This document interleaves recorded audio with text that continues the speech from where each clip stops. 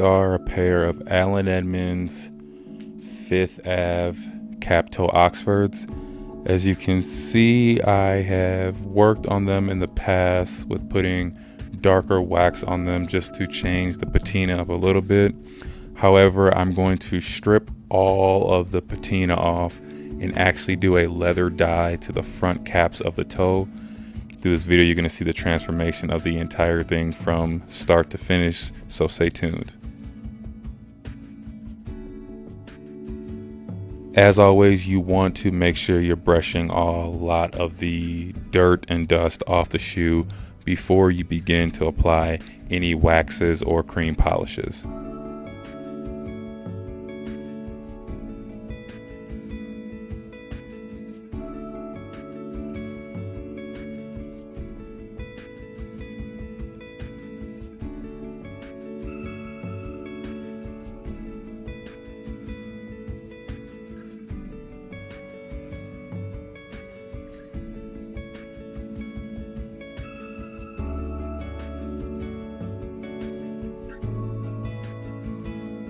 At this point, I'm using the Sapphire Rhino-Mat again to strip off all the old wax and polish off the toe and heel quarters of the shoe. I want to get this down to the leather just to ensure that the leather dye is going to absorb into the leather without any issues.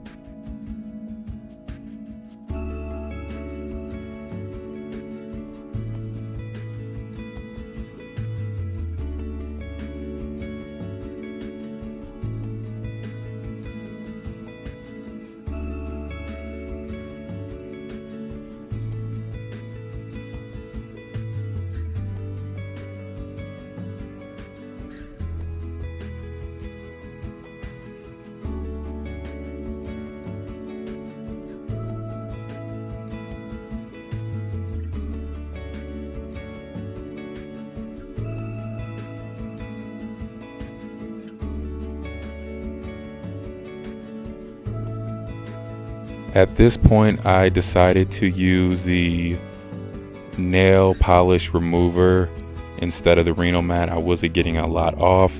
However, I did combine the two and it was a powerful solution. So it stripped all of the wax and polishes off the heel caps and the toe caps and the heel quarters of the shoe, which you'll see in the next segment.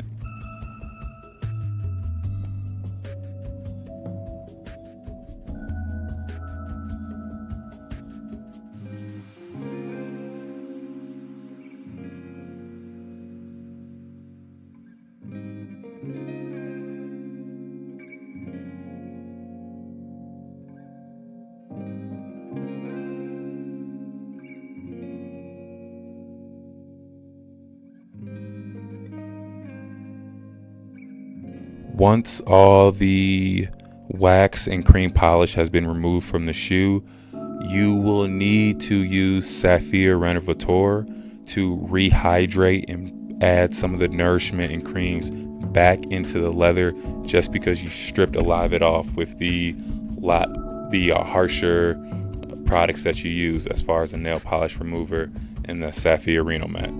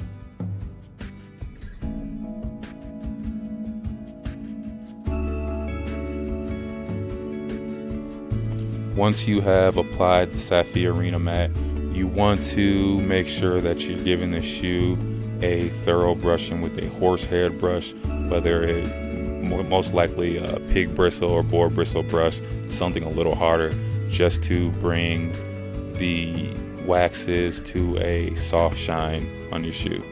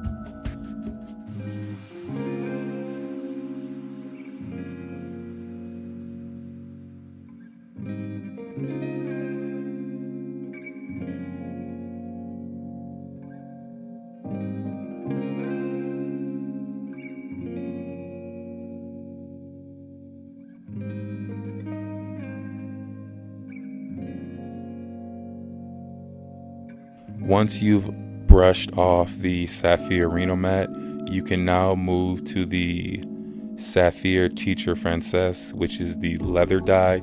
I'm using a dark brown. I wanted to give the shoe a different color. When you are using leather dye, be careful and go slow. You don't want to get the dye on any other part of the shoe because it will stain it and it will be difficult to get it off.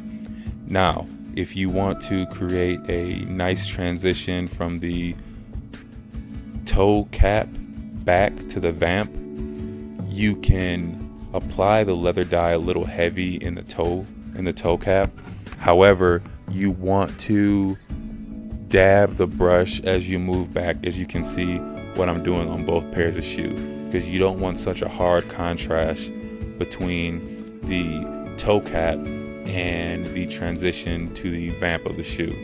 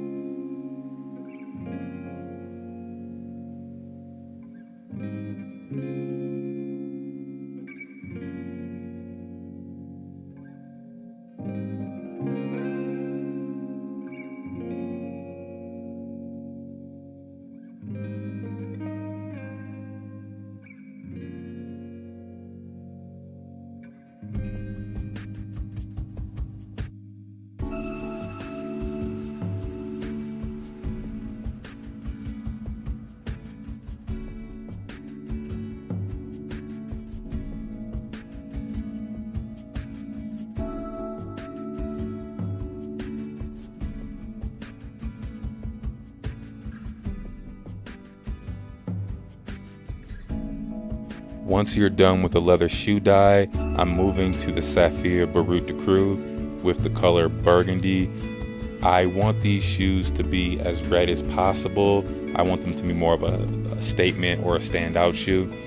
So I'm adding the Baroud de Crew, which has, you can add a lot more pigment back into the shoe, and I want to give it that reddish, darkish color with the contrast on the toe cap. I would advise you to apply a good amount to the shoe, again, using the nail polish remover and the Sapphire Rhino-Matte. You stripped a lot of the natural coloring from the leather, and this is a way to restore some of that back.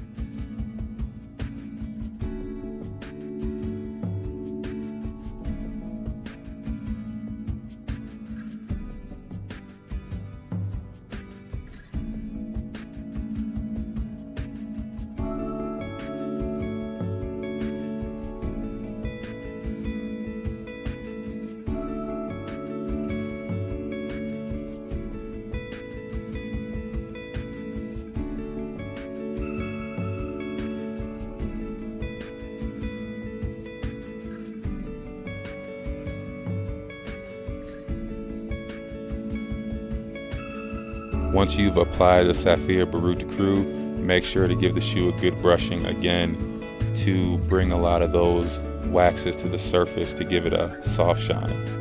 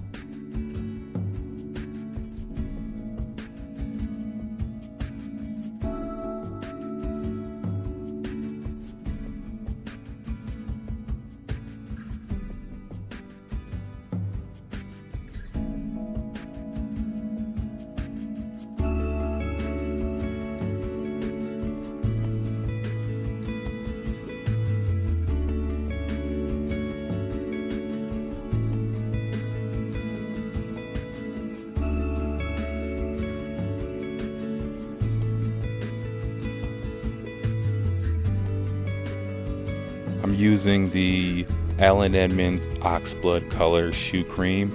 I like how Allen Edmonds, a lot of their shoe creams and shoe polish match really well with their shoes. And also I've noticed when I do use the Allen Edmonds product on my shoes, it brings a really high shine to the shoe with just that cream polish. Once I get done with the cream polish, I move right to the brush, and you guys will be able to notice the difference in the next segment.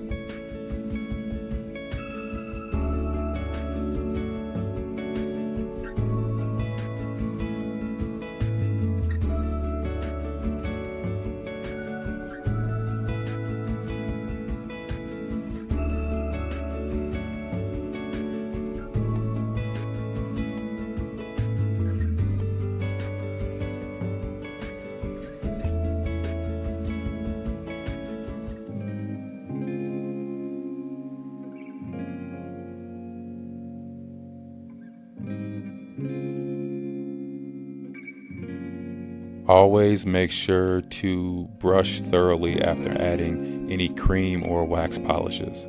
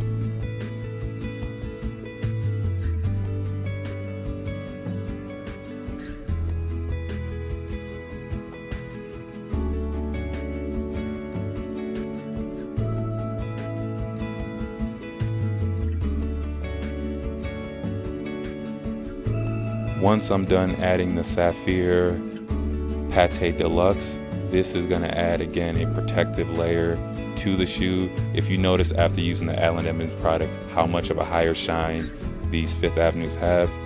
Again, the Sapphire Brut de Cru, not Sapphire Brut de Cru, but Sapphire Pate Deluxe. This is adding the foundation before you add the mirror gloss to the shoe.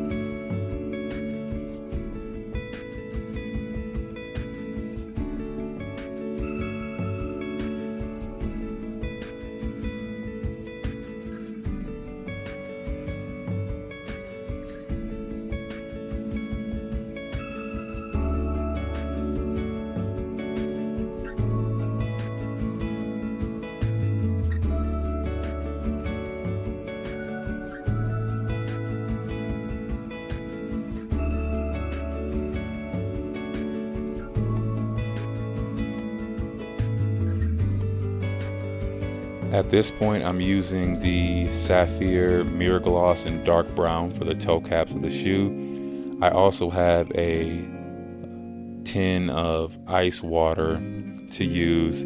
I think it brings out a higher shine. Some people just use regular water. Again, to each his own, use whatever you would like. Using the mirror gloss on the toe caps of the shoe, again, is going to give it some differentiation between the toe caps and the rest of the shoe. It's going to be a nice contrast.